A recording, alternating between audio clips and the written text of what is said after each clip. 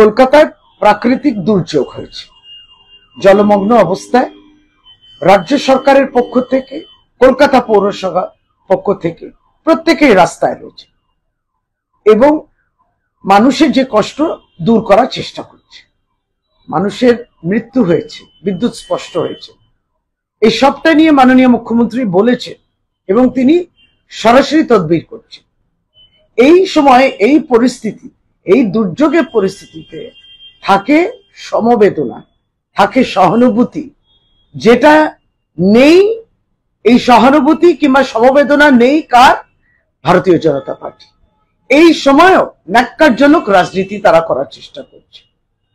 এবং দিল্লিতে যে পরিস্থিতি হয়েছিল বৃষ্টির সময়, গুরগাঁওতে, যে ভারতীয় জনতা পার্টি সরকার, কিন্তু সেগুলো তাদের, তখন তো তারা আটকে ওঠেন না, তখন তাদের মুখ বন্ধ থাকে।